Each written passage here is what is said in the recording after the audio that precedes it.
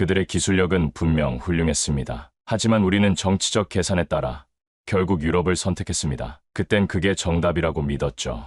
그리고 지금 우리는 뼈저리게 후회하고 있습니다. 왜 한국을 놓쳤는지, 왜 다시 그들을 찾을 수밖에 없었는지, 이제 그 이야기를 들려드리겠습니다. 사연 시작 전 구독과 좋아요로 한국 방산을 응원해주세요. 저는 폴란드 육군정보과 출신으로 지금은 국방부 산하방산협력부서에서 근무하고 있습니다. 현역 시절에는 K2 전차의 실전 성능 시험에 직접 참여했고 제대 이후에는 한국과의 방산협력기획 업무를 맡았습니다. 그 누구보다 한국 무기의 기술력과 가능성을 믿었고 또 그들과의 신뢰가 어떤 가치를 가지는지 몸으로 체감한 사람이었습니다. 그래서였을 겁니다. 그 신뢰가 흔들리는 낌새를 저는 남들보다 훨씬 먼저 느낄 수밖에 없었습니다. 처음 한국 무기를 접했던 건 2019년이었습니다. 그때 저는 대위 계급으로 기갑부대에 근무하고 있었습니다. 노후화된 T-72 전차들이 고장나는 일이 잦아지면서 새로운 전차 도입이 시급한 상황이었죠. 독일의 레오파르트2, 미국의 M1A2 에이브람스,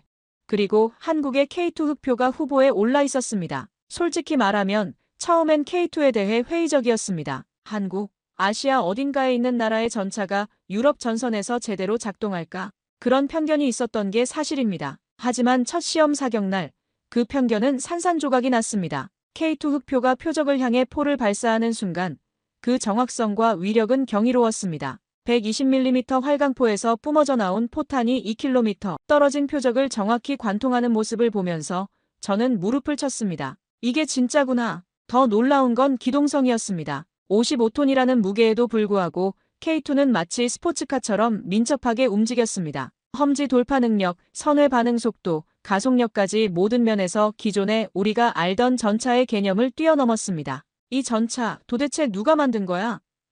제 옆에 있던 중령이 중얼거렸습니다. 저도 같은 생각이었습니다. 그날 오후 한국 기술진들과 첫 미팅을 가졌습니다. 그들의 태도에서 느낀 건 자신감이었습니다. 거만하지도 않고 비굴하지도 않은 그저 자신들이 만든 무기에 대한 확고한 믿음이 있었습니다. 저희 K2는 폴란드의 지형과 기후에 최적화할 수 있습니다. 한국 측 수석 엔지니어가 말했습니다. 필요하다면 소프트웨어부터 하드웨어까지 모든 걸 폴란드 실정에 맞게 조정하겠습니다. 그 말을 들으면서 저는 깨달았습니다. 이들은 단순히 무기를 파는 게 아니라 진짜 파트너가 되려고 한다는 걸. 독일이나 미국 업체들이 이미 완성된 제품이니 그냥 쓰라는 식이었다면 한국은 함께 만들어가자는 접근이었습니다. 실제 성능 시험은 더욱 인상적이었습니다. 영하 20도의 혹독한 추위 속에서도 K2는 완벽하게 작동했습니다. 엔진 시동부터 포탑 회전, 사격 통제 시스템까지 모든 게 정상이었습니다. 반면 경쟁 모델들은 저온에서 각종 오류를 보였죠.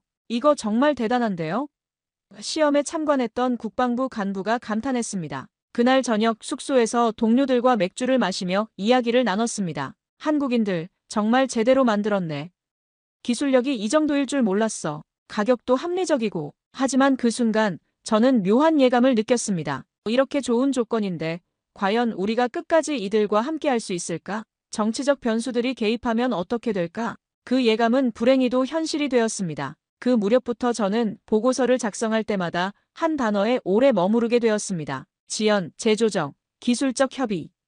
그 단어들 사이에 숨겨진 뜻이 무엇인지 누구보다 잘 알았기에 제 손끝은 자꾸만 멈칫했고 키보드를 두드리는 속도도 느려졌습니다. K2 전차, K9 자주포, 천무다연장 로켓. 우리는 이 한국산 무기들과 함께 불안한 동부 전선을 안정시켰고 노후 장비를 빠르게 대체할 수 있었으며 무엇보다 예상보다 빠른 납품과 교육 덕분에 현장에서의 사기까지 크게 올릴 수 있었습니다. 저는 직접 K9 자주포의 훈련 과정을 지켜봤습니다. 한국 교관들이 우리 포병들에게 사격 요령을 가르치는 모습은 인상적이었습니다. 언어의 장벽을 느낄 수 없을 만큼 유창한 설명. 그리고 무엇보다 성에 있는 태도로 소통했습니다. 이 자주포는 3분 내에 진지를 이탈할 수 있습니다. 한국 교관이 설명했습니다. 적의 대포병 레이더에 탐지되기 전에 안전지역으로 이동 가능하죠. 실제로 그랬습니다. 사격 후 신속한 진지 이탈 능력은 기존 견인포와는 차원이 달랐습니다. 우리 포병들도 금세 익숙해졌고 훈련 성과도 눈에 띄게 향상됐습니다. 하지만 한 해도 채 지나지 않아 국회 국방위원회 안에서 작은 목소리들이 피어오르기 시작했습니다. K2 전차의 정비체계가 나토 표준과 통합되려면 추가 예산이 든다. K9 자주포의 포신 자동화 시스템은 유럽 기술과 호환되지 않는다. 한국 무기는 너무 독립적이고 유럽산 장비와의 통합 운용이 어렵다. 처음엔 기술적 검토라고 생각했습니다. 당연히 해야 할 과정이라고 여겼죠. 하지만 시간이 지날수록 이런 목소리들 뒤에는 다른 의도가 숨어 있다는 걸 깨달았습니다. 어느 날 국방위 비공개 회의록을 보게 됐습니다. 거기엔 이런 내용이 적혀 있었습니다. 폴란드의 안보는 유럽 중심으로 재편되어야 한다. 아시아 국가와의 과도한 의존 관계는 장기적으로 바람직하지 않다. 그 순간 저는 알았습니다. 이건 기술 문제가 아니라 정치 문제라는 걸. 동시에 프랑스와 독일의 방산업체들이 조용히 움직이고 있다는 걸 눈치챘습니다. 독일의 라인메탈, 프랑스의 넥스터그들은 자국 무기체계의 유럽 통합성과 유지비 효율을 강조하며 우리 정치인들에게 꾸준히 자료를 전달하고 있었습니다. 라인메탈의 영업 담당자는 비공식 석상에서 이렇게 말했습니다. 레오파르트는 이미 유럽 전역에서 검증된 전차입니다. 부품 공급망도 안정적이고 정비 인력도 풍부하죠. 반면 K2는 글쎄요, 아직 검증이 부족하지 않나요? 프랑스 대사는 비공식 간담회 자리에서 K사 자주포의 유럽 내 정비 인프라를 언급하며 유럽 중심의 협력 전략이 우선되어야 한다고 조심스럽게 말했습니다. 그 말에 한국은 유럽의 일부가 아니다라는 함의가 담겨 있다는 걸 저는 그리고 제 동료들 대부분이 알고 있었습니다. 저는 이런 변화를 한국 측에 어떻게 설명해야 할지 고민됐습니다. 기술적으로는 문제 없는데 정치적으로 문제가 생겼다. 그건 말이 되지 않았습니다. 한국 실무진과의 정기 화상회의에서 그들은 여전히 성실했습니다. 우리가 요청한 모든 기술 자료를 준비해왔고 추가 개선 사항도 제안했습니다. 하지만 저는 그들의 눈빛에서 미묘한 변화를 감지했습니다. 불안함이었습니다. 혹시 저희가 놓치고 있는 부분이 있나요? 한국 측 프로젝트 매니저가 조심스럽게 물었습니다. 저는 잠시 말을 잇지 못했습니다. 뭐라고 대답해야 할까요? 기술은 완벽한데 정치가 문제다라고 할 수는 없었습니다. 아니요, 모든 게 순조롭게 진행되고 있습니다. 저는 거짓말을 했습니다. 그 순간 가슴 한편이 무거워졌습니다. 그리고 실제로 한국과의 협력 실무진은 점점 줄어들기 시작했습니다. 회의는 연기되었고 보고서 회신은 늦어졌으며 과거엔 밤에도 오가던 이메일들이 이제는 주말 이후 회신, 예전 같은 자동응답으로 바뀌어 있었습니다. 저는 매일 사무실에 출근하면서 생각했습니다. 우리가 지금 무엇을 잃어가고 있는 걸까? 단순히 무기 공급업체 하나를 바꾸는 게 아니라 신뢰라는 더 큰 자산을 잃어가고 있는 건 아닌 건지. 그 시점에서 한국 측이 먼저 협력 중단을 통보해오지는 않았습니다. 오히려 그들은 일정 조정과 기술 설명에 성실히 응답하고 있었고 필요한 서류도 제때 보내왔습니다. 하지만 저희 쪽 분위기는 그와 달랐습니다. 한 번은 국방부 내 비공식 회의에서 한 고위 간부가 이렇게 말했습니다. 우리가 유럽 중심으로 협력 방향을 전환할 필요가 있어. 한국은 기술력은 뛰어나지만 우리의 장기적인 안보 협력 구도와는 좀 맞지 않는 측면이 있어. 저는 아무 말도 하지 않았습니다. 하지만 가슴속 어딘가가 천천히 식어가는 기분이 들었습니다. 기술이 문제가 아니었습니다. 결국 문제는 한국은 유럽이 아니다라는 인식이었습니다. 그 말은 다시 말해 아무리 좋은 무기라도 정치적으로 불편하면 제외될 수 있다는 뜻이었습니다. 저는 그날 밤 혼자 사무실에 남아서 한국과의 협력 일지를 다시 읽어봤습니다. 초기 접촉부터 시작해서 기술 시연, 계약 체결, 교육 과정까지의 모든 기록이 거기 있었습니다. 특히 눈에 띈 건 한국 기술진들의 세심함이었습니다. 우리가 제기한 모든 요구사항을 꼼꼼히 검토하고 대안을 제시했습니다. 심지어 우리가 미처 생각하지 못한 부분까지 미리 준비해왔죠. 예를 들어 폴란드의 겨울 기후를 고려한 윤활유 교체 주기 조정, 우리 군의 정비 교리에 맞춘 매뉴얼 번역, 심지어 폴란드어로 된 음성 안내 시스템까지 개발했습니다. 이 정도면 정말 파트너십이라고 할 수 있겠는데 저는 혼잣말을 중얼거렸습니다. 하지만 현실은 달랐습니다. 동시에 프랑스와 독일의 방산 로비는 점점 노골적으로 바뀌었습니다. 프랑스 넥스터는 K서 자주포의 유럽 내 정비 인프라 확대 계획을 우리 국방위 간사들에게 직접 설명했고 독일의 라인메탈은 기존 나토 장비와의 호환 테스트 결과를 강조하며 레오파르트 전차야말로 진정한 유럽의 자존심이라는 표현을 공식 문서에 사용했습니다. 저는 그런 문서들을 검토하면서 씁쓸함을 느꼈습니다. 기술적 우수성보다는 유럽성이 더 중요한 평가 기준이 되고 있었습니다. 한국 측 무기들에 대해서는 기술은 우수하지만 유럽 방산 체계와의 연계는 미비하다는 평가가 반복됐습니다. 그건 기술에 대한 평가라기보다는 정치에 가까운 레토릭이었습니다. 그 분위기는 폴란드 언론에도 조금씩 반영되기 시작했습니다. 한국산 무기, 유지비 과다로 협력 재검토, 프랑스 독일의 공동방위 네트워크, 폴란드는 예외될 것인가? 그런 기사들을 보면서 저는 분노보다는 안타까움을 느꼈습니다. 현장에서 직접 한국 무기의 성능을 확인한 사람으로서 이런 식의 논조가 얼마나 사실과 다른지 알고 있었기 때문입니다. 실제로 K2 전차는 훈련장에서 독일제 레오파르트보다 우수한 성능을 보였습니다. 특히 험지 돌파 능력과 정밀 사격 능력에서는 확실한 차이가 있었죠. K9 자주포도 마찬가지였습니다. 사격 정확도와 연사 속도에서 프랑스제 케이서를 앞섰습니다. 하지만 이런 사실들은 점점 묻혀갔습니다. 대신 유럽 통합이라는 명분이 모든 걸 덮어버렸습니다. 극이 읽던 날, 저는 오랜만에 서울에 있는 한국 실무자 한 분에게 메일을 썼습니다. 아무 의전도 없는 아주 짧은 개인 메일이었습니다. 당분간 상황이 정리될 때까지 일정이 다소 늦춰질 수도 있습니다. 불편을 드린다면 죄송합니다. 그리고 한참 뒤 그 실무자로부터 이렇게 답장이 왔습니다. 이해합니다. 기다리는 건 익숙합니다. 처음부터 저희는 그렇게 시작했으니까요. 그 문장을 읽는 순간 저는 머리를 숙였습니다. 그들이 다시 실망하게 될까봐 저는 그날 책상에 앉은 채로 몇 번이나 보고서를 찢고 다시 썼습니다. 한국은 단순히 무기 공급업체가 아니었습니다. 그들은 진정한 파트너가 되려고 했던 사람들이었습니다. 그런데 우리는 그 손을 놓으려 하고 있었습니다. 저는 그날 밤 늦게까지 사무실에 남아서 생각했습니다. 군인으로서 그리고 한 사람으로서 과연 이게 옳은 선택인가? 그날은 금요일 저녁이었습니다. 서울에서 온 마지막 기술 보고서가 제 책상 위에 놓여 있었습니다. 서류의 오른쪽 상단엔 3차 보안 사항 나토 표준 연계 테스트 결과라는 문구가 적혀 있었고 그 아래 한국 실무자의 이름이 정성스레 서명되어 있었습니다. 그 문서 하나를 보는데 30분이 넘게 걸렸습니다. 사실 읽는데 어려움은 없었습니다. 모든 데이터는 정리되어 있었고 보안 지시사항은 거의 완벽히 반영되어 있었습니다. 문제는 제 눈이 아니라 제 마음이었습니다. 한국 측은 우리가 제기한 모든 기술적 요구사항을 충족시켰습니다. 나토 표준 통신 프로토콜 적용, 유럽산 부품과의 호환성 확보, 심지어 독일제 정비 장비와의 연동까지 완료했다고 나와 있었습니다. 특히 인상적이었던 건 K2 전차의 화력 통제 시스템 개선 내용이었습니다. 기존 한국 표준에서 나토 표준으로 완전 전환하면서도 성능 저하는 전혀 없었습니다. 오히려 일부 기능은 더 향상됐다고 되어 있었죠. 이 정도면 더 이상 기술적 문제 제기는 불가능하겠는데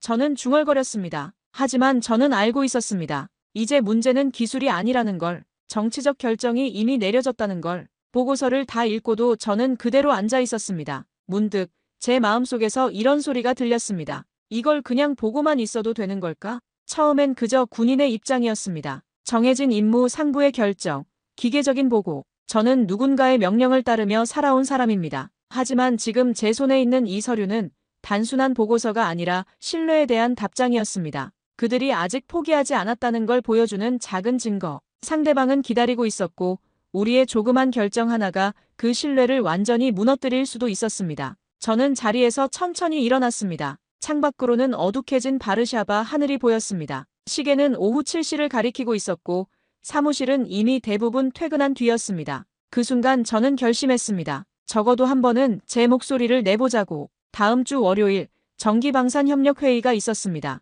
저는 그 회의에서 한국 측 보고서를 정식으로 상정하기로 했습니다. 물론 혼자만의 결정이었습니다. 상부에서 지시받은 것도 아니고 동료들과 상의한 것도 아니었습니다. 주말 내내 저는 발표 자료를 준비했습니다. 한국 무기의 기술적 우수성, 나토 표준 적합성, 그리고 무엇보다 그들이 보여준 협력 의지를 객관적 데이터로 정리했습니다. 특히 강조하고 싶었던 건 신뢰성이었습니다. 한국은 지금까지 약속한 모든 걸 지켰습니다. 납기, 성능, 가격, 심지어 우리가 추가로 요구한 사항들까지 모두 충족시켰습니다. 이런 파트너를 놓친다는 건 단순히 무기 하나를 바꾸는 게 아니라 우리의 신뢰성까지 잃는 겁니다. 저는 발표 원고에 그렇게 적었습니다. 월요일 아침 회의실에 들어서면서 저는 긴장했습니다. 과연 내 목소리가 들어줄지 아니면 그냥 한 실무자의 개인적 의견으로 치부될지.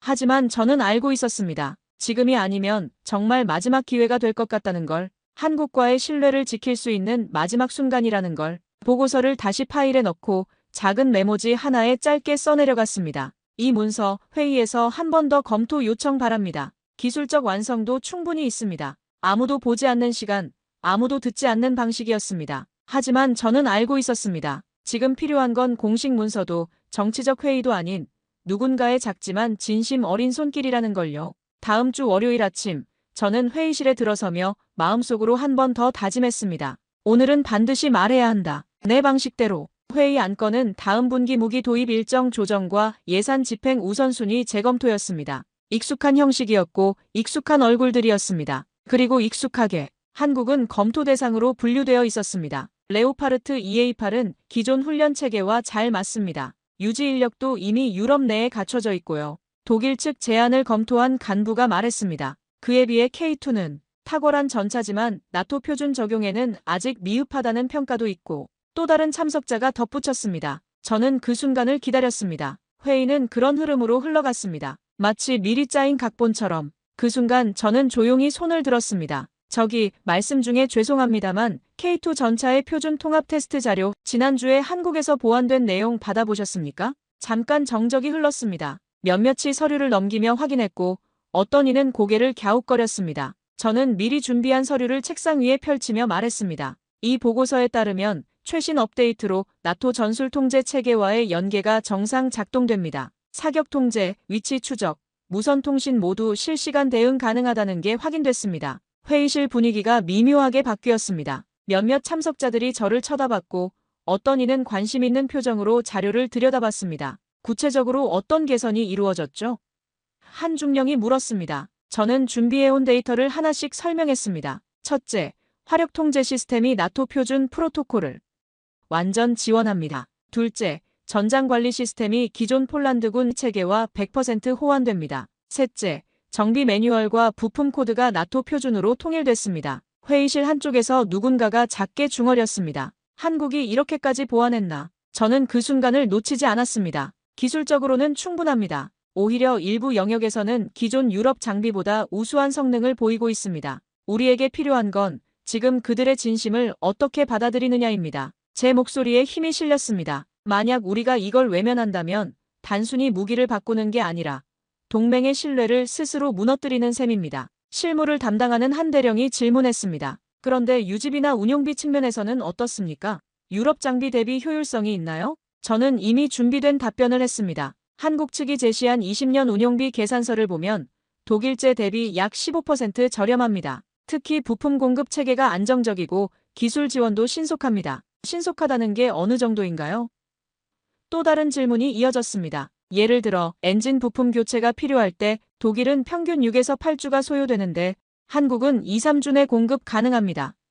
기술진 파견도 72시간 내 이루어집니다. 회의는 예상보다 길어졌습니다. 하지만 저는 그것만으로도 성과라고 생각했습니다. 적어도 오늘은 한국에 대한 진지한 논의가 이루어졌으니까요. 결론은 단순한 보류가 아닌 추가 검토 후 유보 결정이 내려졌습니다. 누군가는 이렇게 말할지도 모릅니다. 결정 난 것도 아닌데 뭐가 바뀌었느냐고. 하지만 저는 알고 있었습니다. 오늘 그 자리에서 처음으로 누군가가 한국 측 자료를 진지하게 읽기 시작했다는 것. 그것만으로도 작은 균열이 생긴 것입니다. 회의가 끝나고 나오는 길에 한 간부가 저에게 다가왔습니다. 자료 잘 봤습니다. 한국 쪽이 이렇게 성실하게 대응하고 있는 줄 몰랐네요. 저는 고개를 숙이며 답했습니다. 그들은 처음부터 그랬습니다. 다만 우리가 제대로 보지 않았을 뿐이죠. 그리고 저는 그 작은 균열이 신뢰 회복의 시작이 되기를 조용히 바라고 있었습니다. 며칠 뒤 복도에서 한 간부와 마주쳤습니다. 그는 평소엔 저에게 별다른 관심도 없던 사람이었습니다. 무표정한 얼굴, 간결한 말투, 정무형이라 불리는 부류였지요. 그가 저를 보고 걸음을 멈추더니 조용히 말했습니다. 회의 때 당신 말 인상 깊었소. 저는 무심코 고개를 숙이며 인사했습니다. 감사합니다. 그냥 해야 할 말이라 생각했습니다. 그는 주위를 살피더니 낮은 목소리로 덧붙였습니다. 국방부 대외협력국에서 실무회의 하나 열리는데 자네처럼 한국 건 알고 있는 사람이 하나쯤 있어야 하지 않겠나. 비공식이긴 한데 참석해보겠나? 저는 잠시 생각하다가 고개를 끄덕였습니다. 기꺼이요. 그 순간 저는 알 수 있었습니다. 조직은 겉으론 변하지 않은 듯 보여도 보이지 않는 곳에서 조금씩 균열이 생기고 있다는 걸. 사실 그 간부는 바르바라 코발스키 대령이었습니다. 국방부 정책기획실에서 20년 넘게 근무한 베테랑이었죠. 그는 냉전 시대부터 폴란드의 안보 정책을 다뤄온 사람이었고 특히 동맹국과의 관계에서는 실용주의를 추구하기로 유명했습니다. 젊은 친구, 정치와 현실을 구분할 줄 아는 군인이 드물어. 그가 저에게 한 말이었습니다. 대부분은 위에서 시키는 대로만 하거나 아니면 감정적으로 반발하거나 둘 중 하나지. 근데 자네는 데이터로 말하더군. 며칠 뒤 저는 그 비공식 실무회의에 참석했습니다. 회의실 안에는 국방부 정책실 인원 몇 명, 외교부 연락관, 그리고 예상치 못했던 사람 하나가 앉아 있었습니다. 대통령실 방산 전략 자문관. 그는 말이 없었지만 메모지에 무엇인가를 계속 적고 있었습니다. 회의 주제는 다변화된 방산 협력 전략의 필요성이었습니다. 공식적으로는 그랬지만 실제로는 한국과의 관계 재정립에 대한 논의였습니다. 코발스키 대령이 먼저 입을 열었습니다. 현재 유럽 중심 전략의 한계점을 짚고 넘어가야 할 것 같습니다. 독일과 프랑스의 방산업체들이 제시하는 조건들을 보면 과연 우리에게 유리한지 의문입니다. 외교부 연락관이 자료를 펼치며 말했습니다. 독일 라인메탈의 레오파르트 제안을 보면 기술 이전은 제한적이고 가격은 예상보다 높습니다. 반면 한국의 K2는 기술 이전에 적극적이고 현지 생산까지 고려하고 있죠. 저는 자연스럽게 말을 이었습니다. 특히 엔진과 변속기 기술의 경우 한국은 완전한 기술 이전을 약속했습니다. 대통령실 자문관이 처음으로 고개를 들었습니다. 구체적으로 어느 정도의 기술 이전인가요? 저는 미리 준비한 자료를 꺼냈습니다. 도면 제공, 생산 기술 교육, 심지어 개량 개발에도 참여할 수 있도록 하겠다는 제안이 있었습니다. 이는 독일이나 프랑스에서는 절대 불가능한 조건입니다. 흥미롭군요. 자문관이 메모를 적으며 말했습니다. 회의는 예상보다 짧고 조용하게 끝났습니다. 하지만 분위기는 달랐습니다. 처음으로 한국에 대한 긍정적 검토가 공식적으로 거론됐습니다. 회의가 끝난 뒤 저는 한 외교부 직원에게 조용히 말을 걸었습니다. 혹시 한국 쪽과 다시 접촉할 가능성이 있을까요? 그는 의미심장한 미소를 지으며 말했습니다. 글쎄요. 요즘은 어디든 열려있는 창은 필요하니까요. 정말 신뢰를 회복하고 싶다면 먼저 그 창을 열 수 있는 사람이 필요하겠죠. 그 말이 제게는 그 역할을 해보라는 제안처럼 들렸습니다. 코발스키 대령이 저에게 다가와서 말했습니다. 자네가 한국에 직접 가볼 생각은 없나? 비공식적으로 말이야. 현지 상황을 파악해보는 것도 의미가 있을 것 같은데. 저는 잠시 생각했습니다. 개인적인 방문이라면 부담이 없겠지만 그것이 어떤 의미를 갖게 될지는 예측하기 어려웠습니다. 준비해보겠습니다. 저는 대답했습니다. 그날 밤 저는 오랜만에 서울에 있는 한국 실무자에게 메일을 보냈습니다. 사적인 방문이지만 근무 외 시간에 잠깐 만날 수 있을까요? 논의할 것들이 있습니다. 답장은 생각보다 빨리 왔습니다. 언제든 환영합니다. 기다리고 있겠습니다. 그 짧은 답장에서 저는 희망을 봤습니다. 아직 문은 닫히지 않았다는 것을. 바르샤바는 서울보다 훨씬 조용했습니다. 늦겨울의 도시는 차가웠고 사람들의 표정은 무거웠습니다. 저는 다시 사무실로 복귀했지만 마치 몇 달간 다른 세계를 다녀온 사람처럼 책상 위의 서류들이 낯설게 느껴졌습니다. 한국에서 보았던 그 차분하고 준비된 태도, 기술 이상의 신뢰를 품고 있었던 그들의 시선이 자꾸만 떠올랐습니다. 그리고 그런 감정은 회의 시간마다 더욱 선명해졌습니다. 지금은 유럽 중심의 전략을 재정비해야 할 시기입니다. 독일, 프랑스와의 공동개발건도 재검토에 들어갔습니다. 한국과의 협력은 너무 단기적입니다. 지속 가능성을 고려해야죠. 그 말들 속에는 실제 검토보다 더 많은 정치가 담겨 있었습니다. 결국 우리는 돌아올 수밖에 없었습니다. 시간도 예산도 쏟아부었고 유럽의 명성을 믿었습니다. 독일과 프랑스를 선택했던 그 순간은 정치적으로는 올바른 선택이라 평가받았습니다. 그런데 그 다음이 문제였습니다. 우리는 한국 기술을 유럽 프로젝트에 이식하려 했습니다. K2 전차의 동력 모듈, K9 자주포의 발사 시스템, 천무의 정밀 유도 소프트웨어 일부까지 일부 의원들은 이제 유럽의 자산으로 편입됐다고 자랑했죠.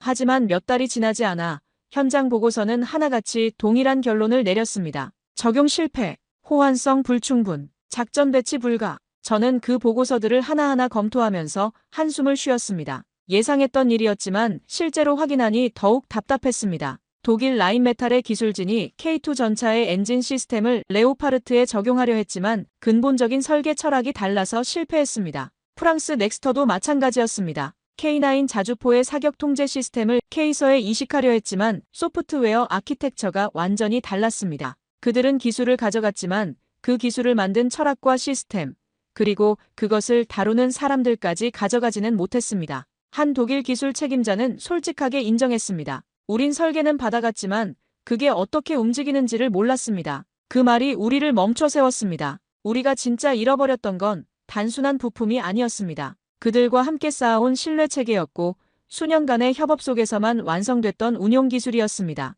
더욱 뼈아픈 건 시간이었습니다. 유럽 업체들과의 재협상, 기술 적용 실패, 다시 원점으로 돌아가는 과정에서 많은 시간이 흘렀습니다.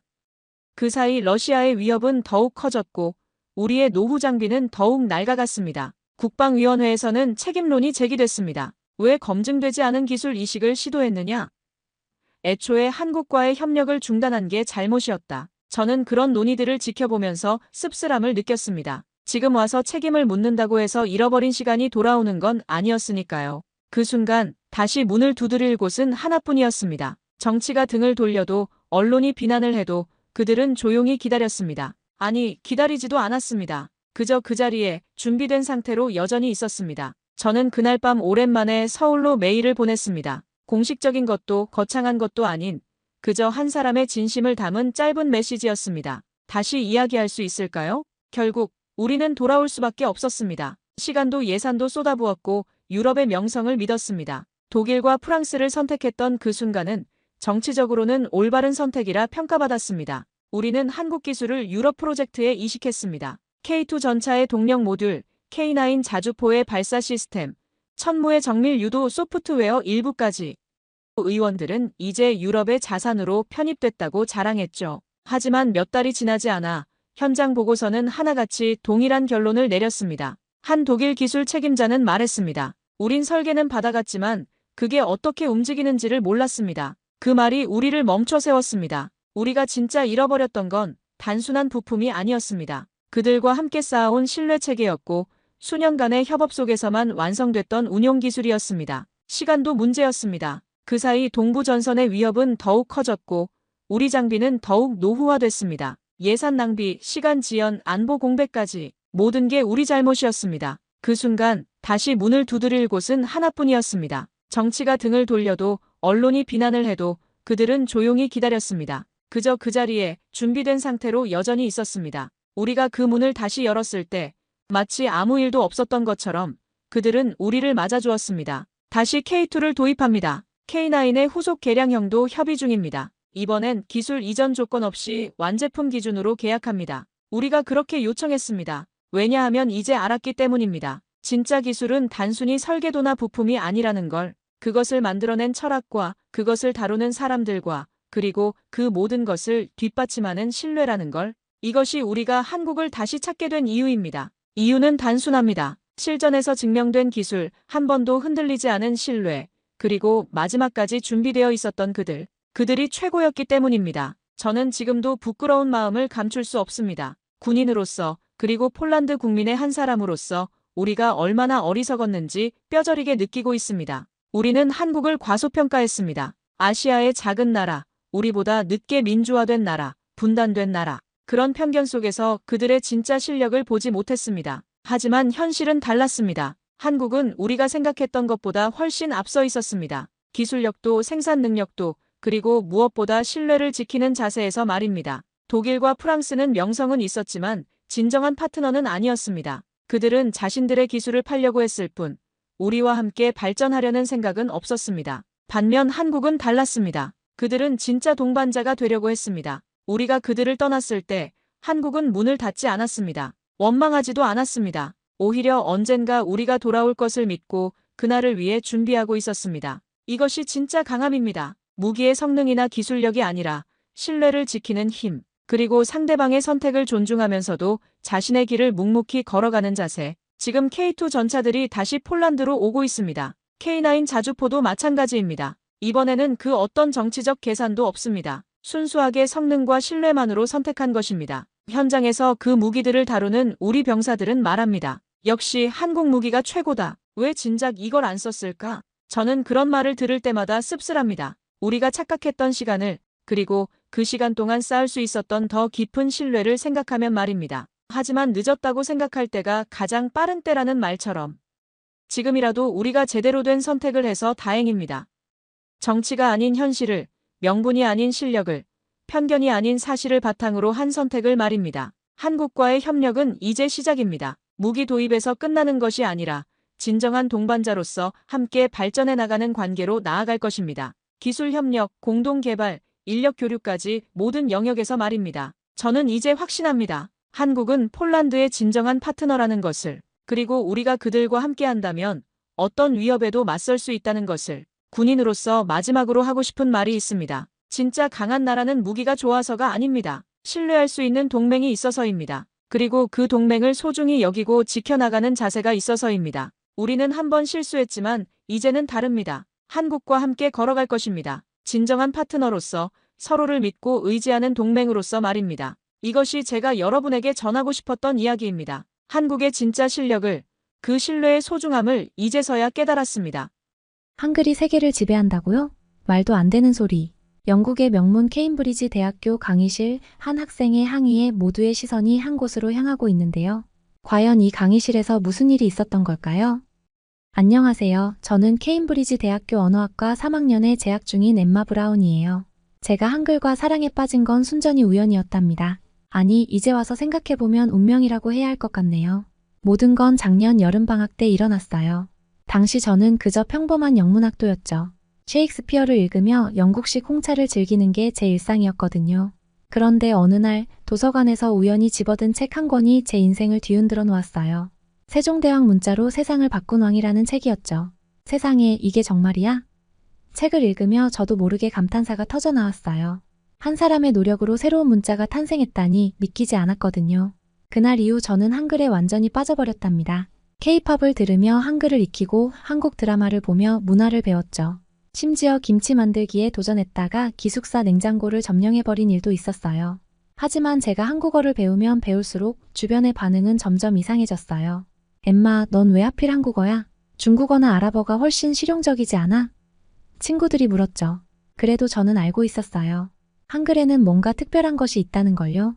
그리고 그 특별함을 증명할 기회가 곧 찾아왔답니다. 그날은 평범한 월요일 아침이었어요.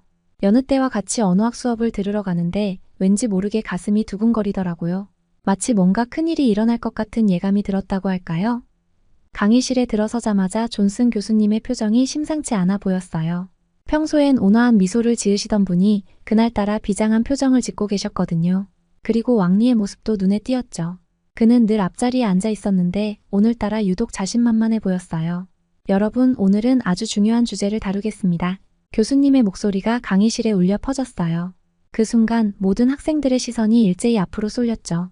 2050년이 되면 지구상의 언어 90%가 사라질 겁니다. 순간 강의실이 얼어붙는 것 같았어요. 하지만 더 놀라운 사실은 한국어가 세계 5대 언어로 부상할 거라는 겁니다. 그 말을 듣는 순간 제 심장이 터질 것 같았어요. 주변에서는 놀란 목소리들이 들려왔지만 저는 마치 축제라도 벌어진 것처럼 기뻤답니다. 그런데 그때였어요. 잠깐만요, 교수님. 왕리의 목소리였어요. 그는 벌떡 일어나 손을 들었죠. 평소에도 자주 그랬지만 이번엔 특히 그의 목소리에 날이 서 있었어요. 그게 말이 됩니까? 중국어야말로 미래의 언어 아닌가요? 5천년의 역사와 14억 인구를 가진 중국어가 어떻게 한국어보다 뒤처질 수 있죠? 왕리의 얼굴엔 분노가 가득 차 보였어요. 그는 평소에도 중국의 위대함을 자주 언급하곤 했는데 이번엔 정말 흥분한 것 같았죠. 존슨 교수님은 침착하게 대답하셨어요.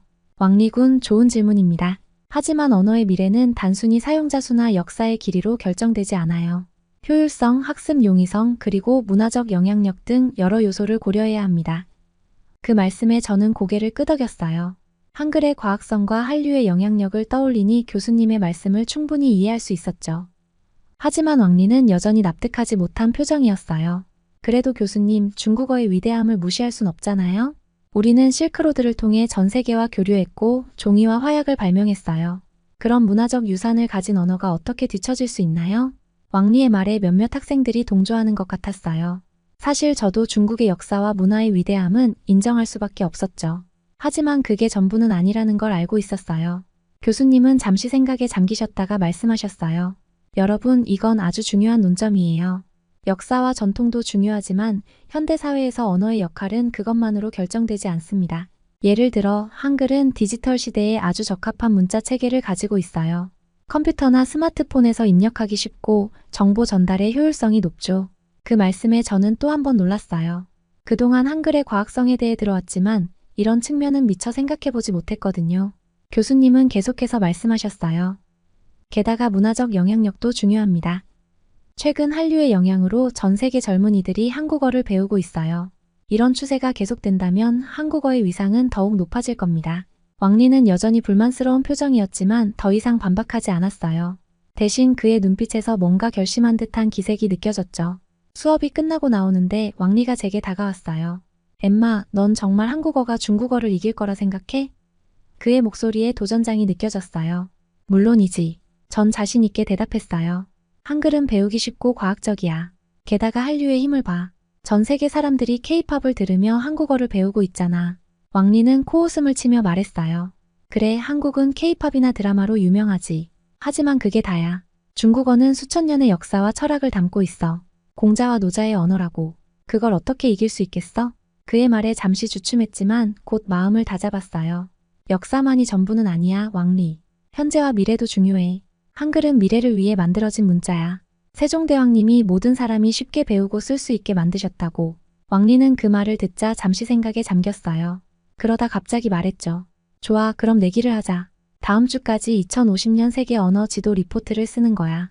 누구의 주장이 더 설득력 있는지 교수님께 판단받자고. 저는 잠시 망설였지만 곧 결심했어요. 좋아, 받아들이지. 그렇게 우리의 언어 대결이 시작되었답니다. 그날 밤 저는 도서관에 틀어박혀 한글에 관한 모든 자료를 뒤졌어요. 그리고 그곳에서 제 운명을 바꿀 또 하나의 책을 발견하게 되었죠. 그 책은 한글의 디지털 혁명이라는 제목이었어요. 책을 펼치자마자 놀라운 사실들이 눈에 들어왔어요. 한글이 컴퓨터와 스마트폰에서 얼마나 효율적으로 사용되는지, 그리고 인공지능 시대에 한글이 얼마나 큰 장점을 가지고 있는지에 대한 내용이었죠. 특히 눈에 띄는 부분이 있었어요. 한글은 다른 문자 체계에 비해 정보 입력 속도가 최대 7배 빠르다라는 구절이었죠. 이건 정말 대단한 장점이라고 생각했어요. 빠르게 변화하는 현대 사회에서 정보를 빠르게 입력하고 처리하는 능력은 정말 중요하니까요. 그리고 또 하나 한글의 과학성에 대한 내용도 있었어요. 한글의 자음과 모음이 어떻게 인간의 발음 기관을 본떠 만들어졌는지, 그리고 그것이 얼마나 논리적이고 체계적인지에 대한 설명이 있었죠. 이런 과학성 때문에 한글은 외국인들도 비교적 쉽게 배울 수 있다는 거예요. 이 모든 정보를 접하면서 저는 점점 더 한글의 매력에 빠져들었어요. 그리고 동시에 왕리와의 대결에서 이길 수 있다는 자신감도 생겼죠. 다음날 캠퍼스에서 왕리를 마주쳤어요. 그는 여전히 자신만만한 표정이었죠. 엠마, 어때? 포기할 준비는 됐어? 저는 미소를 지으며 대답했어요. 전혀. 오히려 더 흥미진진해졌어. 넌 어떤 주장을 할 건데? 왕리는 잠시 망설이더니 말했어요. 난 중국어의 역사적 중요성과 현재의 경제적 가치에 대해 쓸 거야. 중국이 세계 최대의 시장이 되어가는 상황에서 중국어의 중요성은 더욱 커질 수밖에 없어. 그의 말에 일리가 있다고 생각했어요. 하지만 저에겐 더 강력한 무기가 있었죠. 그래, 그건 중요한 포인트야. 하지만 난 미래에 초점을 맞출 거야. 디지털 시대, 그리고 그 이후의 시대에 한글이 얼마나 적합한지에 대해 쓸 거거든. 왕리의 표정이 살짝 흔들렸어요. 아마도 그는 이런 접근 방식을 예상하지 못했던 것 같아요. 그렇게 우리의 대결은 계속되었고 일주일 동안 우리는 각자의 주장을 뒷받침할 증거들을 모았어요. 저는 한류의 영향력, 한글의 과학성, 디지털 시대의 적합성 등을 중심으로 리포트를 작성했죠. 드디어 리포트 제출 날이 왔어요. 존슨 교수님은 우리의 리포트를 꼼꼼히 읽어보셨고 일주일 후에 결과를 발표하겠다고 하셨죠. 그 일주일이 정말 길게 느껴졌어요. 하지만 마침내 결과 발표 날이 왔고 교수님은 우리를 따로 불러 의견을 들려주셨어요. 두 분 다 아주 훌륭한 리포트를 써주셨어요. 왕리군의 중국어의 역사적, 경제적 중요성에 대한 분석은 매우 설득력 있었습니다. 그리고 엠마 양의 미래 지향적 접근과 한글의 과학성, 그리고 디지털 시대의 적합성에 대한 논리도 정말 인상적이었어요. 그리고 교수님은 미소를 지으며 말씀하셨어요. 이 주제에 대해 더 깊이 있는 토론이 필요할 것 같습니다. 다음 수업 시간에 여러분의 의견을 함께 나눠보는 것이 어떨까요? 중국어와 한국어의 미래에 대해 전체 학생들과 함께 토론해보면 좋을 것 같아요. 그 말씀을 듣는 순간 저는 흥분과 긴장이 동시에 밀려왔어요. 전체 학생들 앞에서 제 의견을 발표한다니 떨리기도 했지만 한편으로는 기대되기도 했죠. 왕리는 여전히 자신만만한 표정이었어요. 그는 코웃음을 치며 제게 말했죠. 엠마, 다음 토론에서는 내가 확실히 이길 거야. 중국어의 위대함을 모두에게 보여주겠어. 넌 그저 앉아서 배우기나 해. 그의 말에 저는 속으로 불끈 화가 났지만 겉으로는 침착함을 유지했어요. 오히려 이런 그의 태도가 제게는 더 큰 동기부여가 되었죠. 한글의 우수성을 증명해 보이겠다는 결심이 생겼죠. 토론 준비를 위해 도서관으로 향하는 발걸음이 가벼웠어요. 한글의 미래를 증명할 수 있는 기회가 온 거니까요. 하지만 제가 도서관 서가 사이에서 발견한 놀라운 책 한 권이 이 토론을 준비하는 제 방식을 완전히 바꿔놓게 될 줄은 꿈에도 몰랐답니다. 문자의 탄생 세계 문자 체계의 역사. 이 책을 펼치는 순간 저는 완전히 빠져들고 말았어요. 특히 세종대왕과 한글 창제에 대한 부분에서 눈을 뗄 수가 없었죠. 세종대왕은 단순히 새로운 문자를 만든 것이 아니라 인간의 발음 기관을 과학적으로 분석하여 그에 맞는 문자 체계를 고안해냈다. 이 구절을 읽는 순간 소름이 돋았어요. 15세기에 이런 과학적인 접근을 했다니 정말 놀라웠죠. 그리고 바로 다음 장에서 알파벳의 역사를 다루고 있었어요. 페니키아 문자에서 시작해 그리스, 로마를 거쳐 현대의 알파벳으로 발전해온 과정이 상세히 설명되어 있었죠. 그런데 여기서 흥미로운 점을 발견했어요. 알파벳은 주로 상업적 필요에 의해 발전했다는 거예요. 반면 한글은 백성들의 문맹 퇴치를 위해 만들어졌다는 점이 크게 대비되었죠. 와, 이거야말로 한글의 진정한 가치잖아. 저도 모르게 소리를 질렀다가 사서 선생님께 혼났어요. 하지만 너무 신나서 어쩔 수 없었어요. 다음날 아침 강의실로 향하는 길에 왕리를 마주쳤어요. 그는 여전히 자신만만한 표정이었죠. 엠마, 준비는 잘 돼가? 난 벌써 다 끝냈어. 중국 문자의 5000년 역사를 보면 내 주장은 아무것도 아닐 거야. 그의 말에 저는 미소를 지으며 대답했어요. 역사만큼이나 중요한 건 그 문자의 본질적 가치야, 왕리. 오늘 내 발표를 기대해도 좋아. 강의실에 들어서자 긴장감이 감돌았어요. 존슨 교수님께서 토론의 시작을 알리셨죠. 자, 오늘은 세계 언어의 미래에 대해 토론해 보겠습니다. 먼저 왕리군부터 발표를 시작해주세요. 왕리는 자신만만하게 앞으로 나섰어요. 그의 발표는 중국어의 오랜 역사와 현재의 경제적 영향력에 초점을 맞추고 있었죠. 중국어는 5000년의 역사를 가진 세계 최고의 언어입니다. 공자, 노자와 같은 위대한 철학자들의 사상을 담고 있죠. 또한 현재 14억의 사용자를 가진 세계 최대의 언어 시장이기도 합니다. 미래의 글로벌 비즈니스에서 중국어의 중요성은 더욱 커질 것입니다. 왕리의 발표가 끝나자 교실에는 박수 소리가 울려 퍼졌어요. 저도 인정할 수밖에 없었죠. 그의 주장은 설득력이 있었어요. 하지만 제 차례가 되자 저는 깊게 숨을 들이쉬고 천천히 앞으로 나섰어요. 여러분, 언어의 가치는 단순히 그 역사의 길이나 사용자의 수로만 결정되지 않습니다. 오히려 그 언어가 얼마나 과학적이고 배우기 쉬우며 현대 사회에 적합한지가 더 중요하죠. 그리고 저는 세종대왕과 한글 창제의 이야기를 들려주었어요. 어떻게 한 명의 왕이 백성들을 위해 새로운 문자 체계를 만들었는지, 그리고 그 문자가 얼마나 과학적이고 체계적인지를 설명했죠. 한글은 단순히 소리를 표기하는 수단이 아닙니다. 인간의 발음 기관을 정확히 분석하여 만들어진 과학적 문자 체계죠. 이런 특성 때문에 한글은 어떤 언어의 발음도 정확하게 표현할 수 있습니다. 그리고 마지막으로 제가 발견한 가장 흥미로운 점을 언급했어요. 더욱 놀라운 것은 한글의 디지털 시대 적합성입니다. 한글은 다른 문자 체계에 비해 컴퓨터나 스마트폰에서의 입력 속도가 최대 7배나 빠르다고 합니다. 빠르게 변화하는 현대 사회에서 이는 엄청난 장점이 될 수 있습니다. 제 발표가 끝나자 교실은 잠시 조용해졌어요. 그리고 곧이어 토론이 시작되었죠. 학생들은 열정적으로 자신의 의견을 제시했고 때로는 격렬한 논쟁도 벌어졌어요. 토론이 끝나갈 무렵 존슨 교수님께서 입을 여셨어요. 오늘 정말 훌륭한 토론이었습니다. 두 언어 모두 각자의 가치와 중요성이 있죠. 하지만 미래를 생각할 때 우리는 단순히 과거의 영광이나 현재의 영향력만을 고려해서는 안 됩니다. 앞으로의 기술 발전과 사회 변화에 얼마나 잘 적응할 수 있는지도 중요한 요소입니다. 교수님의 말씀에 대부분의 학생들이 고개를 끄덕였지만 왕리의 표정은 여전히 굳어 있었어요. 강의실을 나오면서 왕리가 제게 다가왔어요. 그의 눈빛은 여전히 날카로웠죠. 엠마, 내 발표는 그저 감상적인 이야기일 뿐이야. 실제 세계에서는 중국어가 훨씬 더 중요하고 강력해. 이건 아직 끝나지 않았어. 저는 침착하게 대답했어요. 왕리, 우리 둘 다 좋은 점을 가지고 있어. 하지만 미래는 아무도 모르는 거야. 왕리는 코웃음을 치며 말했어요. 곧 알게 될 거야, 엠마. 다음에는 내가 반드시 이길 테니까.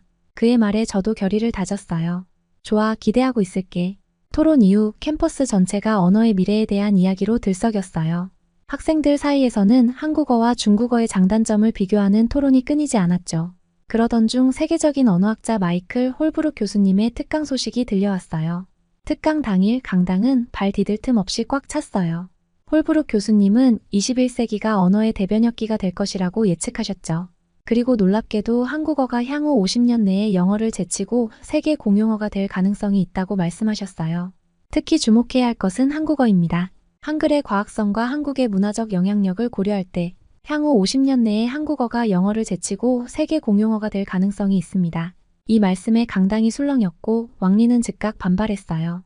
그는 중국의 경제력과 인구를 근거로 중국어야말로 미래의 언어라고 주장했죠. 하지만 홀브룩 교수님은 언어의 미래가 단순히 경제력이나 인구로 결정되지 않는다고 대답하셨어요. 특강 이후 왕리는 분노를 감추지 못했어요. 그는 제가 홀브룩 교수님께 뭔가 했을 거라고 의심했고 중국어의 우수성을 반드시 증명하겠다며 으름장을 놓았죠. 다음 날부터 캠퍼스는 그야말로 언어 전쟁터가 되었어요. 왕리는 중국어 우수성 입증 프로젝트를 시작했고 저희도 한글 미래 연구회를 만들어 봤었죠. 2달 동안 캠퍼스는 중국어파와 한국어파로 나뉘어 치열한 논쟁이 벌어졌어요. 상황이 과열되자 존슨 교수님께서 개입하셨어요. 교수님은 언어의 본질적 목적을 상기시키시며 미래 언어 심포지엄 개최를 제안하셨죠. 여러분, 이 논쟁이 너무 과열되고 있어요. 언어는 서로를 이해하고 소통하기 위한 도구입니다. 우리는 언어의 다양성을 존중하면서도 미래를 위해 어떤 언어가 더 효율적일지 객관적으로 연구해야 해요. 대부분의 학생들은 이 제안에 동의했지만 왕리는 여전히 불만스러운 표정이었어요. 그는 심포지엄에서 반드시 중국어의 우위를 증명하겠다고 다짐했죠. 심포지엄 준비로 바쁜 나날이 이어지는 동안 캠퍼스 밖에서는 놀라운 일이 벌어지고 있었어요. 한국의 대중문화가 전 세계를 강타하고 있었거든요. 어느 날 아침 저는 기숙사 라운지에서 놀라운 광경을 목격했어요. 평소엔 조용하던 그곳이 K-팝 음악으로 가득 차 있었죠. 여러 나라에서 온 학생들이 한국 아이돌의 춤을 따라 추고 있었어요. 그중 한 학생이 제게 다가와 물었어요. 혹시 한국어 좀 가르쳐 줄 수 있어? BTS의 노래 가사를 이해하고 싶어서. 이런 광경은 비단 우리 학교뿐만이 아니었어요. 전 세계적으로 한국어 학습 열풍이 불고 있다는 뉴스가 연일 보도되고 있었죠. CNN에서는 미국의 고등교육기관에서 한국어 수강생이 급증하고 있다고 보도했어요. 2002년 5,211명이던 수강생이 2016년에는 14,000명으로 늘어났다는 거예요. 특히 놀라웠던 건 글로벌 언어학습 앱 듀오링고의 통계였어요. 하지만 이게 끝이 아니었죠. 한국어가 앱에서 7번째로 많이 학습된 언어로 나타났대요. 심지어 한국어 과목을 새로 개설하자마자 20만 명이나 되는 수강생이 몰렸다고 해요. 이런 소식을 접할 때마다 가슴이 뛰었어요. 제가 주장해온 한글의 미래가 현실이 되어가고 있다는 느낌이 들었거든요. 하지만 왕리의 반응은 달랐어요. 그는 이런 현상을 일시적인 유행일 뿐이라며 일축했죠. K-팝이나 드라마는 그저 표면적인 인기일 뿐이야. 진정한 언어의 가치는 그 깊이에 있는 거라고. 그의 말에 저는 반박했어요. 문화야말로 언어를 배우는 가장 강력한 동기가 될 수 있어. 사람들이 즐기면서 자연스럽게 언어를 익히는 거야. 우리의 논쟁은 점점 더 치열해졌어요. 하지만 이번에는 제가 더 자신감 있었죠. 현실이 제 주장을 뒷받침하고 있었으니까요. 그러던 어느 날 존슨 교수님께서 흥미로운 제안을 하셨어요. 여러분, 이론적인 논쟁도 좋지만 실제로 한국어와 중국어가 어떻게 사용되고 있는지 살펴보는 것도 중요합니다. 이번 주말에 현지 조사를 해보는 건 어떨까요? 차이나타운과 코리아타운을 방문해서 각 언어의 사용 실태를 관찰해보는 거예요. 이 제안에 모두가 흥미를 보였어요. 왕리조차도 이 아이디어에 동의했죠. 주말이 되자 우리는 두 팀으로 나뉘어 현장 조사에 나섰어요. 저는 코리아타운 팀에 합류했고 왕리는 당연히 차이나타운 팀을 이끌었죠. 코리아타운에 도착하자마자 저는 놀라지 않을 수 없었어요. 거리 곳곳에서 한글 간판이 눈에 띄었고 다양한 국적의 사람들이 한국 음식을 즐기고 있었어요. 특히 한 카페에서는 외국인들이 한국어로 대화를 나누는 모습도 볼 수 있었죠. 와, 여기서 한국어를 배우고 있어요? 제가 물었더니 그들은 웃으면서 대답했어요. 네, K-드라마를 자막 없이 보고 싶어서요. 이런 광경을 보며 저는 한글의 미래에 대해 더욱 확신을 갖게 되었어요. 하지만 동시에 궁금해졌죠. 과연 차이나타운에서는 어떤 모습이 펼쳐지고 있을까? 그날 밤 양쪽 팀이 모여 조사 결과를 공유했어요. 차이나타운 팀의 보고를 들으며 저는 중국어의 영향력도 무시할 수 없다는 걸 인정할 수밖에 없었죠. 하지만 동시에 한류의 힘이 얼마나 강력한지도 다시 한번 확인할 수 있었어요. 이번 현장 조사로 우리 모두가 언어의 실제 사용에 대해 새로운 시각을 갖게 되었어요. 하지만 왕리는 여전히 자신의 입장을 고수했죠. 왕리의 굳은 표정을 보며 저는 한숨을 내쉬었어요. 그의 고집스러운 태도는 변하지 않았고 우리의 의견 차이는 여전히 컸죠. 현장 조사를 마치고 돌아오는 길에 저는 복잡한 감정에 휩싸였어요. 한류의 힘을 직접 목격하며 한글의 미래에 대해 더욱 큰 희망을 품게 되었지만 동시에 왕리와의 대립이 깊어지는 것 같아 마음이 무거웠거든요. 캠퍼스로 돌아오는 버스 안에서 저는 창밖을 바라보며 생각에 잠겼어요. 코리아타운에서 본 활기찬 모습들, 한국어를 배우려는 외국인들의 열정, 그리고 K-팝과 한국 드라마의 인기. 이 모든 것이 한글의 밝은 미래를 보여주는 것 같았어요. 하지만 동시에 차이나타운의 모습도 떠올랐죠. 오랜 역사와 전통이 느껴지는 거리, 중국어로 활발하게 대화를 나누는 사람들. 중국어의 영향력 역시 무시할 수 없다는 걸 인정할 수밖에 없었어요. 버스가 캠퍼스에 도착했을 때 저는 결심했어요. 앞으로의 심포지엄 준비에 더욱 열심히 임해야겠다고요. 한글의 우수성을 객관적으로 입증할 수 있는 더 많은 자료를 수집하고 더 설득력 있는 주장을 준비해야겠다고 생각했죠. 그날 밤 도서관에서 늦게까지 공부하며 저는 다짐했어요. 언어의 가치는 단순히 사용자 수나 역사의 길이로만 결정되는 게 아니라는 걸, 그리고 한글이 가진 과학성과 효율성이 미래 사회에 얼마나 중요한지를 반드시 증명해 보이겠다고요. 심포지엄이 다가올수록 캠퍼스는 더욱 열기를 띠었어요. 저는 한글의 우수성을 입증할 더 강력한 증거를 찾기 위해 도서관에서 밤을 새우곤 했죠. 그러던 어느 날 흥미로운 연구 결과를 발견했어요. 각국의 한국어 학습 동기라는 제목의 논문이었어요. 이 논문은 전 세계 여러 나라에서 사람들이 왜 한국어를 배우는지 조사한 내용을 담고 있었죠. 태국에서는 한국 드라마를 자막 없이 이해하고 싶어서 한국어를 배우는 사람들이 늘고 있다고 했어요. 베트남의 경우는 한국 기업에 취직하고 싶어서 한국어를 열심히 공부한다고 하더라고요. 특히 눈길을 끈 건 인도의 사례였어요. 14억 인구를 가진 인도가 제2외국어로 중국어가 아닌 한국어를 채택했다는 거예요. 이건 정말 놀라운 일이었죠. 유럽의 경우도 흥미로웠어요. 처음에는 한글이 낯설어 당혹스러워하지만 오히려 그 독특함 때문에 더 흥미를 느낀다고 해요. 알파벳과는 전혀 다른 문법이나 문화가 새로운 도전이 된다는 거죠. 이 자료를 들고 연구의 친구들에게 달려갔어요. 다들 제 말을 듣고 흥분했죠. 이거야. 이게 바로 우리가 찾던 거야. 친구 제시카가 소리쳤어요. 우리는 곧바로 이 내용을 바탕으로 프레젠테이션을 만들기 시작했어요. 한글이 단순히 의사소통의 도구를 넘어 문화와 경제, 그리고 새로운 도전을 추구하는 사람들의 욕구를 충족시키는 수단이 되고 있다는 걸 보여주고 싶었거든요. 그런데 이 소식이 어떻게 왕리의 귀에 들어갔는지 그가 저희 연구실로 찾아왔어요. 그래봤자 일시적인 현상일 뿐이야. 중국어의 5,000년 역사와 14억 인구를 이길 순 없을 거야. 왕리의 말에 저는 차분히 대답했어요. 왕리, 언어의 가치는 단순히 역사의 길이나 사용자 수로 결정되는 게 아니야. 그 언어가 얼마나 많은 사람들에게 영감을 주고 새로운 기회를 제공하는지가 중요해.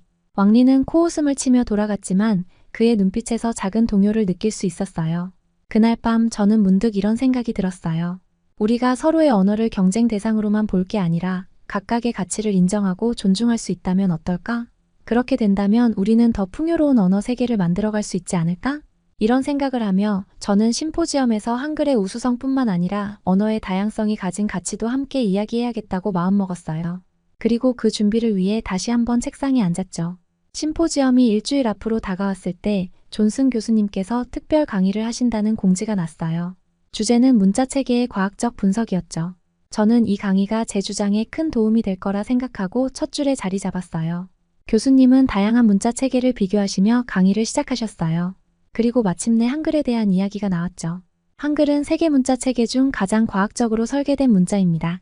자음은 발음기관의 모양을 본떠 만들었고, 모음은 하늘, 땅, 사람을 상징하는 점과 선의 조합으로 이루어져 있죠. 교수님의 설명을 들으며 저는 그동안 미처 몰랐던 한글의 깊이를 새삼 깨달았어요. 특히 놀라웠던 건 한글의 제작 원리에 대한 설명이었어요. 훈민정음 해례본을 보면 한글이 얼마나 체계적으로 만들어졌는지 알 수 있습니다. 각 글자의 제작 원리가 상세히 설명되어 있죠. 이는 다른 문자 체계에서는 찾아보기 힘든 특징입니다. 강의가 끝나고 나오면서 저는 흥분을 감출 수 없었어요. 이건 정말 강력한 논거가 될 수 있을 것 같았거든요. 하지만 그때 왕리가 다가왔어요. 과학적이라고? 그래, 인정할게. 하지만 중국어 한자는 그 자체로 하나의 예술이야. 수천 년의 역사와 문화가 담긴 글자라고. 저는 잠시 생각하다 대답했어요. 맞아, 왕리. 한자의 아름다움과 깊이는 정말 대단해. 하지만 우리가 논의하는 건 미래의 언어야. 빠르게 변화하는 세상에서 어떤 문자가 더 효율적일지 생각해봐야 하지 않을까? 왕리는 무언가 말하려다 그만두고 돌아갔어요. 그의 표정에서 작은 변화를 느낄 수 있었죠. 그날 밤 저는 한글의 과학성에 대해 더 깊이 연구하기 시작했어요. 특히 디지털 시대에서 한글의 장점에 주목했죠. 컴퓨터나 스마트폰에서 한글을 입력하는 속도가 다른 문자 체계보다 훨씬 빠르다는 연구 결과를 발견했을 때는 정말 기뻤어요. 또한 인공지능과 자연어 처리 분야에서도 한글이 가진 장점을 찾아냈어요. 한글의 체계적인 구조가 기계 학습에 매우 적합하다는 내용이었죠. 이 모든 자료를 정리하면서 저는 확신했어요. 한글은 단순히 대한민국의 문자가 아니라 전 세계가 주목해야 할 미래 지향적 문자 체계라는 걸요. 하지만 동시에 마음 한켠에서는 작은 걱정이 들었어요. 과연 이런 주장이 다른 언어를 무시하는 것은 아닐까? 어떻게 하면 한글의 우수성을 알리면서도 다른 언어의 가치도 인정할 수 있을까? 이런 고민을 안고 저는 심포지엄 발표 준비에 더욱 박차를 가했어요. 한글의 과학성과 미래 가치를 객관적으로 전달하면서도 언어의 다양성이 가진 중요성도 함께 이야기하고 싶었거든요. 심포지엄 전날 밤 저는 캠퍼스 카페에서 마지막 발표 준비를 하고 있었어요. 그때 옆 테이블에서 들려오는 대화가 제 귀를 사로잡았죠. 난 정말 오징어 게임 때문에 한국어를 배우기 시작했어.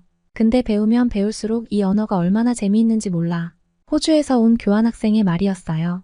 그 말을 들으며 저는 문득 깨달았죠. 언어는 단순한 의사소통 도구가 아니라 문화를 담는 그릇이라는 걸요. 이 생각을 안고 도서관으로 향했어요. 문화와 언어의 관계에 대한 자료를 더 찾아보고 싶었거든요. 그곳에서 흥미로운 논문 하나를 발견했어요. 언어는 그 나라의 문화와 사고방식을 반영한다. 따라서 새로운 언어를 배운다는 것은 새로운 세계관을 얻는 것과 같다. 이 구절을 읽는 순간 제 머릿속에서 퍼즐 조각이 맞춰지는 것 같았어요. 한류의 인기, 한국어 학습 열풍, 그리고 한글의 과학성. 이 모든 것이 하나로 연결되는 느낌이었죠.